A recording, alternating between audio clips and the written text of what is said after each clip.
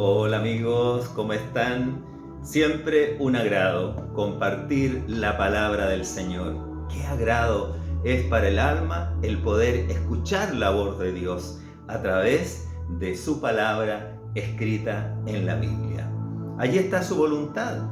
Y hoy quiero compartir un pequeño versículo, un fragmento del Evangelio según San Marcos, que probablemente el hecho que narra allí ustedes lo han visto en películas o lo han leído.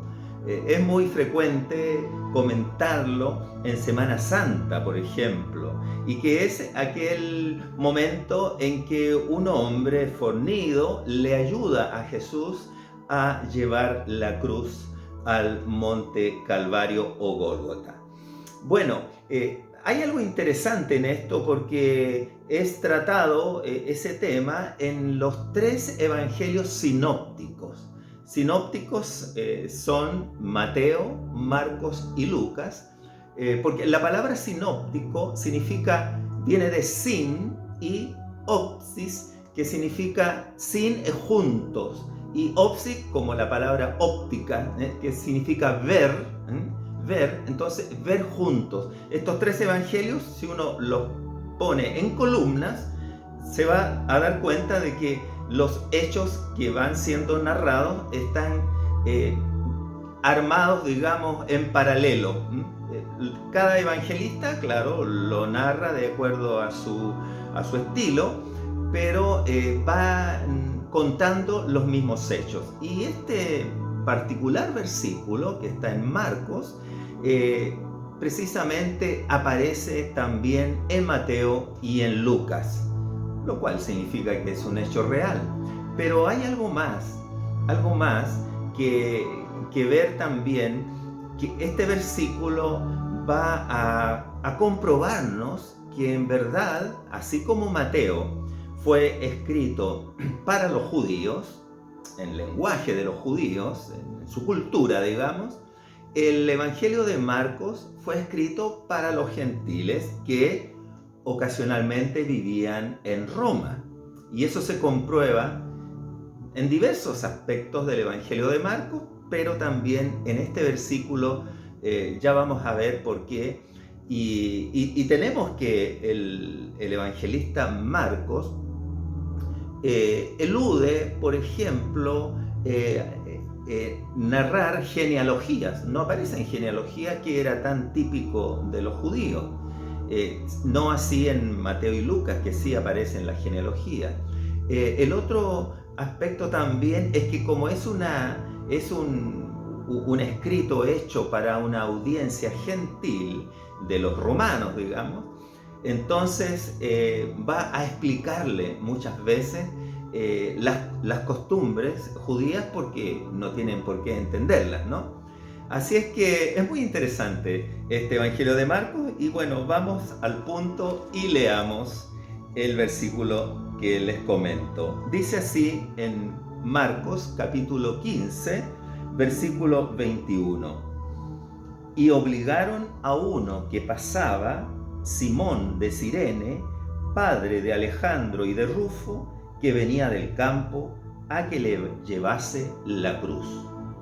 La cruz era enorme y pesadísima, y tenía un travesaño, ¿no es cierto?, sobre el cual, o sea, bajo el cual se ponían los hombros, ¿no es cierto?, de la persona que llevaba esa cruz. Y Jesús, agotado, porque había pasado sin dormir la noche, porque había sido torturado, porque estaba sometido a un tremendo estrés y dolores físicos, ya no era capaz de sostener la cruz. Bueno, él era un hombre, ciertamente Dios, pero era un hombre, y como hombre de carne y hueso como nosotros, también él se cansó y ya no podía llevar la cruz. Entonces, viendo que aparentemente por casualidad, en lo cual nada es casual, ¿no? Es una causalidad en realidad, estaba allí este Simón, que era un hombre de campo de la ciudad de Cirene, por eso se le nombraba así, Simón de Cirene. no existían los apellidos en esa época, se le nombraba de acuerdo al pueblo, como Jesús de Nazaret, ¿no?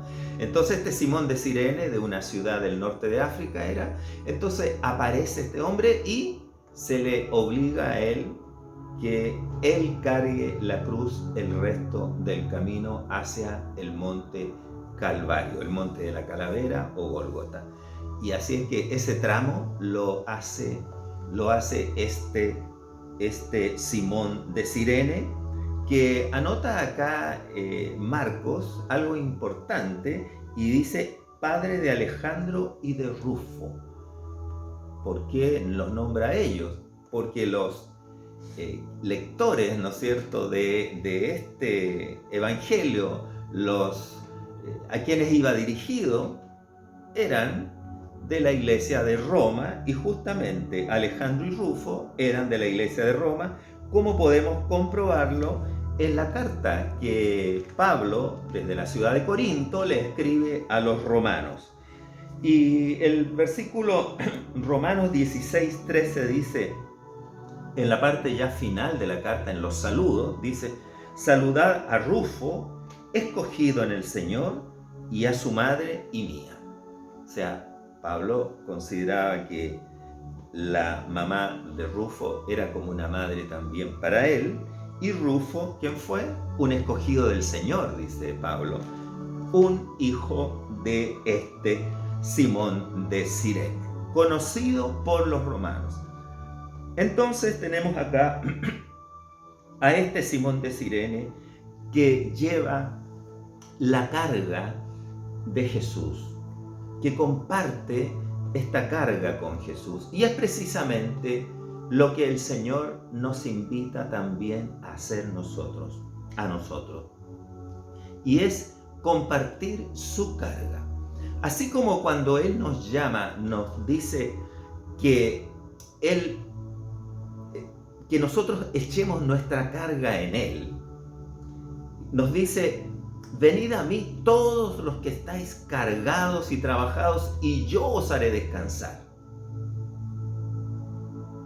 Y que pongamos nuestras cargas en Él, y así como ese yugo de los bueyes, ¿no es cierto?, está puesto por sobre estos animales, también Jesús dice, y que estos animales llevan una carga que puede ser arrastrar un pez, una rastra, como dicen en el campo, o un coche, o un arado, un carromato, en fin, y entre los dos van tirando de este peso, pero los dos están en lo mismo.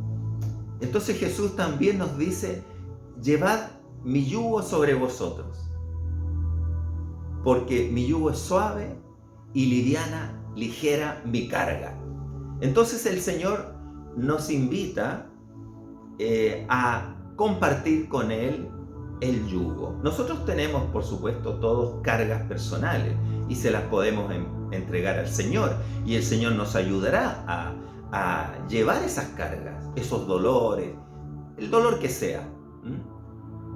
El dolor que sea, el Señor nos ayudará con su Espíritu Santo, nos fortalecerá, nos dará el don de fortaleza, la paciencia, en fin, la fortaleza para llevar, y la esperanza para llevar esa carga. Y saber de que un día ya no existirá tal carga y seremos para siempre gozosos en la presencia de Dios. Pero también Él nos pide que nosotros llevemos su carga, y su carga es el Evangelio. Su carga, la carga que Él siente por la humanidad, es la salvación de las almas. Él quiere que nadie se pierda y que todos conozcan su Evangelio y acepten su sacrificio, que para todos pueda ser Jesús su Salvador y su Señor. Esa es la invitación del Señor. Y Simón de Cirene representa allí, cuando lleva la cruz de Cristo hacia el monte, está representando esta idea de que nosotros también podemos, en cierto modo, ayudar a Cristo a llevar esta carga que es la transmisión del Evangelio.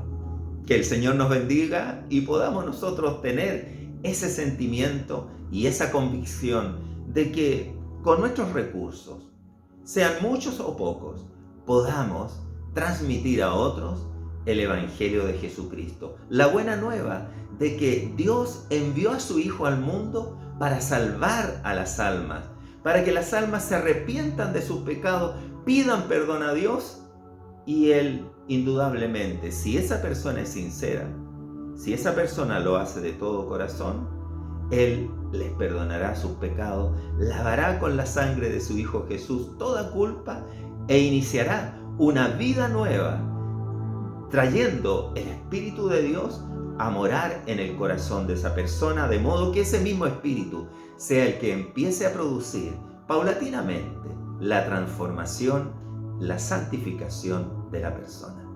Que el Señor les bendiga. Nos estaremos encontrando en otra oportunidad para comentar, como este día, una palabra de vida. Bendiciones.